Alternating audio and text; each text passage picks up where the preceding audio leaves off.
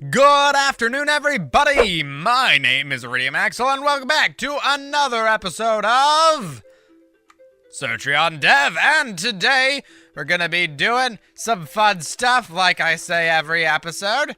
You can see the episode plan on the side of the screen right about now. But before we really get into that, I would like to show you what we've done off camera, because we've actually done a couple things. Not a ton. Barely anything over here, although I do have some plans. Most of what we're going to be doing this episode, at least according to my plans, is going to be in Tesla's backyard, just setting some stuff up and changing things. It's going to look really cool by the time we're done with Tesla's backyard, based on the informations that I have given myself in my own mind.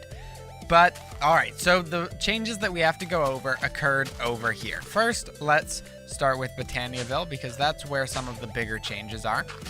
Right here, we have a clay generator, because I really wanted some clay. We have tons of sand in here from 16 sand chickens, so it's constantly producing clay for us in this mechanical user. So all that's doing is placing down the sand, and then this Clayconia is mining it and turning it into a single clay for each one. This ender chest is, or this item collector is picking it up and putting it in this ender chest. Alright, so then we have over here something pretty cool. This is an automatic flower farm, and maybe if we wait a little bit here, we can actually, yep, there it was. We didn't see it function, but I can go ahead and go over what we have going on. So, we have the mana from over here being sent to this diluted mana pool because it doesn't need a lot of mana. And that's hooked to this jaded amaranthus, planting all of the plants and stuff. Okay, and then over there we have a timer hooked up to a pulse mana spreader. So when it receives redstone, it sends mana. And that's triggered, or that's set. There you go, you saw it just there. It sends the pulse over to hit this Drum of the Wild, which destroys all of the flowers, and then it's picked up by this item collector on top of the ender chest. So that's what we've done over here. That's all pretty cool and stuff. I guess Joe Roberts used a bunch of mana because this pool is not doing super well. Alright, so is there anything else? Yes, there is. So if we come downstairs here, first of all, we've changed some things. To make it more convenient, we put the elevator right smack in the middle. This is an elevator with a light redirector underneath it, so it fits in a little bit better. This is a more convenient place for us to put all of our lava. Down here, these are sneaky blocks, because otherwise we would have to use reverse ethereal glass, or ethereal.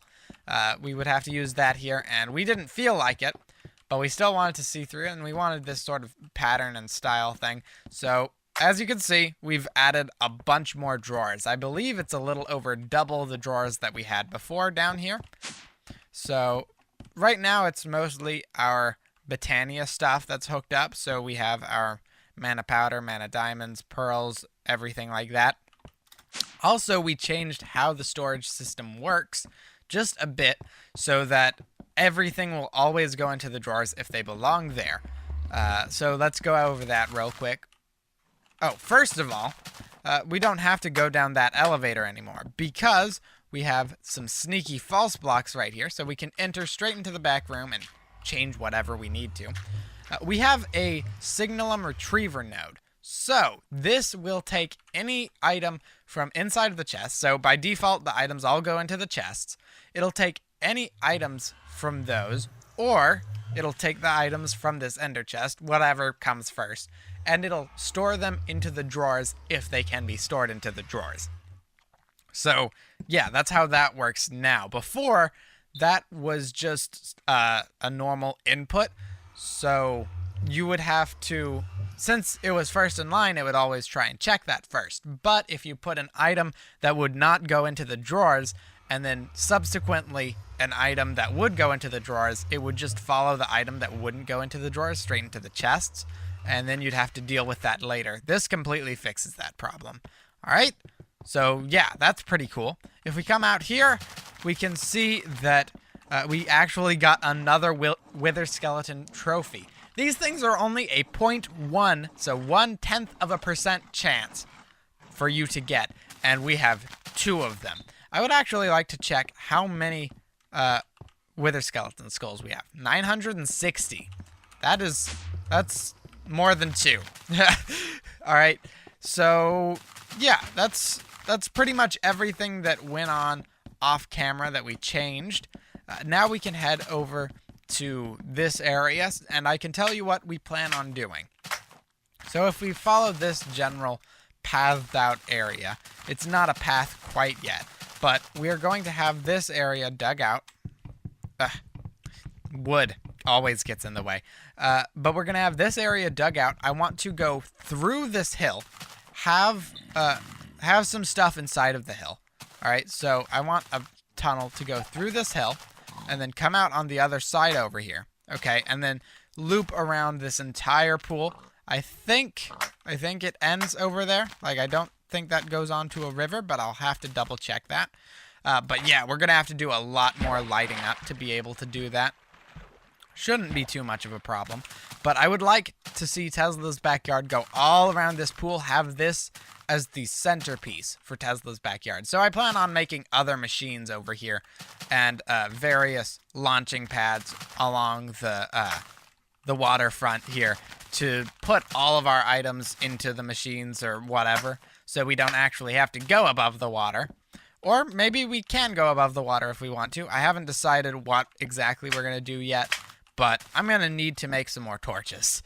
And we're going to really go to town on lighting all this up. We're going to need some more beacons over by where the chicken is. I have a map actually planned out of where the expansion of our base is going to go. Over here is, I believe we've decided this chicken's name is Gerald. This is Gerald's domain. So probably from about a little past the house to about here is Gerald's domain. Okay. That was a bad idea on my part. All right, so that's pretty much the locations of Gerald's domain. And this area will be reserved for probably chicken power stuff, or we'll just leave him alone here. I'm not quite sure what we're going to do with this area, though. It would be kind of a waste if we just left him alone. And then over here, we are going to expand into Mine Factory Reloaded stuff. And that's because that sort of fits this area. This is from probably right here over is called Smeltia. That's, again, something we decided off camera. Smeltia is going to be mainly like farms and stuff. It's only called Smeltia because of the giant smeltery. But we're going to have Mine Factory Reloaded stuff over all in here, right up to the river. So there's that. We're going to need more beacons, like I said. And yeah, now we can get into the actual video. It took me almost 9 minutes to say all that stuff, but I felt it was worth saying.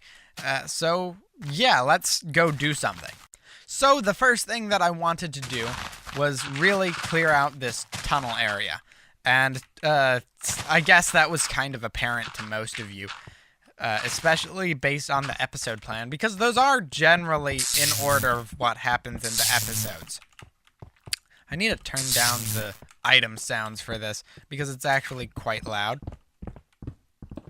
Am I outside of the beacon's range over here? No? Alright, good. I think I'm just like barely on the cusp of it. But I'm going to be digging out this hole here. I'll just record while I do it. And you'll see this part sped up and everything. And we'll just dig a tunnel straight through. And then I'll work on editing it and making it beautiful afterwards.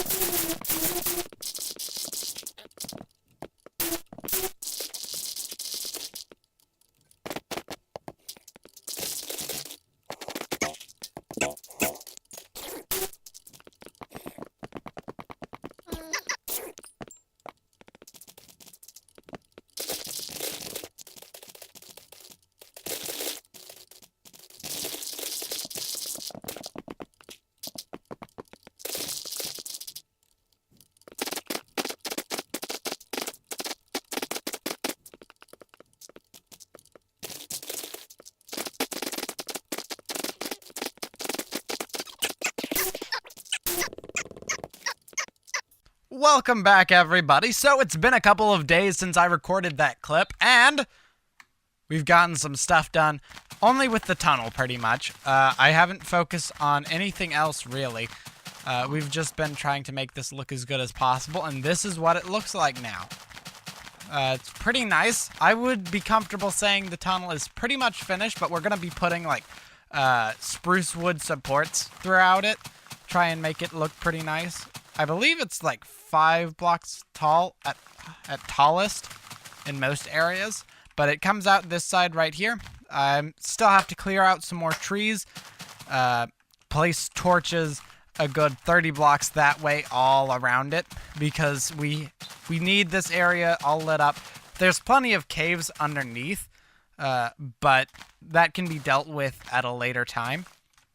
Also, we're definitely going to be building something inside of this. And whatever we end up building, it's going to be cool. I'm thinking a diesel generator, but I'm not sure quite yet. So yeah, next, my plan is, if I can just zip up here real quick. All right, so, and then zip over there. All right, so, about halfway through this, probably right about here, we're going to be putting our double powered up, I guess, better, whatever it's called. We're going to be putting both of our better blast furnaces in here, I think, and then we're going to build like a whole thing around it, have maybe a 3x3 door right here. I'm just sort of thinking of various ideas right now, but maybe have a 3x3 door or make an etho door right there, and then up top we're going to have some smokestacks coming out. I don't know what we can use as smoke. We'll probably just end up using some shears on the cobweb, but yeah, that's what we have so far. So yeah, I'm going to continue prettying up the base. We're going to dig out that area some more, make the pieces that we need, and I might also make the Crusher Island look a bit better. But yeah, I believe that's all we did, so I'll get back with you guys in a second when we're ready to get all that done. Alright guys, so remember that thing I said about the tunnel being pretty much done? I lied.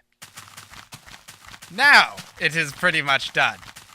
As you can see, we did a ton more stuff to it. It looks beautiful. I need to turn down the block sounds again because I had them turned up. I wanted to hear the satisfyingness that was, I think, breaking wood at the time, because some sounds are just really satisfying to listen to, but I've added all this wood stuff in, the decorations, these mushrooms. I added some water flowers over here by the water, put some lily pads, put some vines, and there's gold all over the place. I would have put diamonds, but sadly we don't really have any diamond ore, I don't think. But yeah, this room is going to be the one that we end up putting the double things inside of, the double enhanced blast furnaces. So we need to get to work on that, and then above this, we're going to build the smokestacks. And I think that's going to be the end of the episode, because this episode has to go day after tomorrow, and I don't feel like pushing it to the last second. So yeah, we're going to get to that now. We have to gather the materials, decide how we're going to shape the room, what blocks we're going to use, and then we'll be ready. Okay, so now we are building the silo, which is going to hold the items, or at least some items, and we're also going to be building the 2 blast furnaces. So Joe Roberts is building the silo right over there. It's 7 blocks tall, made of a ton of iron sheet metal, 50 to be exact, and 4 treated wood fences. And then if I open my inventory, I'll toss out the reinforced blast bricks and the hoppers, so you can make those as well. After he finishes with the silo, we'll have, I think the slag is going into that one. The steel is going to be automatically put into our storage system, so we don't have to deal with that over here. Cool. Oh, also here are the blast furnace preheaters. So these blocks over here, the reinforced blast furnace bricks, if we... Oh, I already had it pulled up. If we look at that, all you need is steel plates and blast bricks to make that, so really easy. And all you need to make the actual blast furnaces like this are the 3x3 solid, and then you put a single hopper on top. And then you need these preheaters. Those were not super easy to make because we needed a bunch of copper. That's iron sheet metal, again, really easy to make, and external heaters. So that's a ton of copper, and more copper, and more copper, and a lot of copper. So yeah, it's done now. I think the blocks below this, all of the dirt, is going to turn to grass. Yeah, it'll turn back into grass. That's what it's looking like. So we need to somehow run power inside of here. I think what we're gonna do is run those wall cables. I've seen those before. We used them just experimenting with stuff. Also, I added leaves around this. I think it looks better. Also, if we were not using the HV cables for the blast furnaces, we can use insulated ones, which would be nice. Yeah, I think that's what we should use in here. We can hook up the high voltage cables to a transformer and then just run medium voltage in here, and that'll be good enough. So I guess that's what we're going to do now, but we have the blast furnaces set up. So I'm going to go grab the materials we need, and then we're going to get to building the rest of this stuff. So we did this. So here we have all of these dried sand blocks, and I used Joe Roberts' Obsidian Exchanger on a bunch of dirt and stuff to get that effect. Then I also placed a bunch of gravel, make it look kind of nice. We'll take a look on the surface in a second. We've also run cables from over top to down here because we figured it would be too much effort to run it through the tunnels. Also, this looks kind of awesome. So this is what we have now. These are all powered, and it operates a lot faster than the previous blast furnaces. Like, but it's faster. Look at it from the outside. I've tried to make it look something extremely unnatural. And we have the cable all over there. Oh, there you go. I'm planning on putting the smokestacks right over here. I'm going to try and record building those. I was going to record building this, but, well, it just sort of ended up happening before I did anything about it, so... These blast furnaces are much... Yeah, so I'll be back with you guys in a second when we've decided sort of a look that we want for the smokestacks. And again, so we can gather all the materials, get it looking how we want to, and then that'll be that. Okay, guys, so this is the plan. We're going to have this shape drawn out, and we're building it just like silos in real life, or at least sort of like silos in real life. Not silos, smokestacks in real life. So because of that, we are just going to have this go up some and then go in, and yeah. That's going to take a long time, but I'm going to show it to you all on camera. So that will probably end up stretching the video out like a good 3,000 years. But, you know, whatever.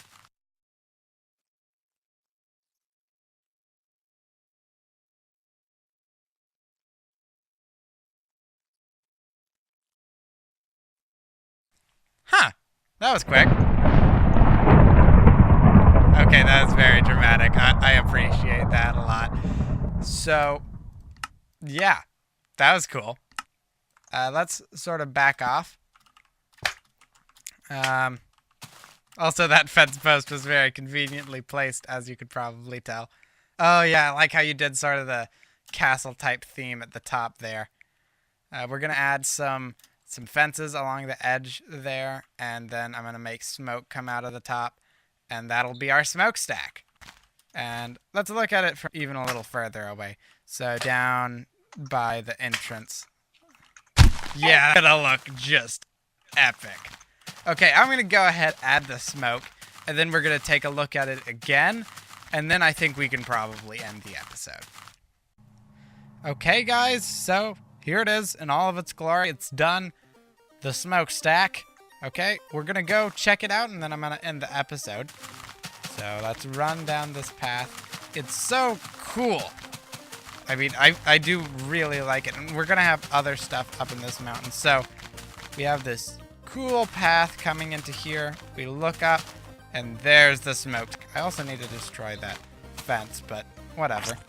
But yeah, this is it. This is what we got done this episode. So thanks a ton for watching. I hope you guys did enjoy, and I guess I'll see you all next time. Bye-bye. You won't see them. They'll just see you. Oh.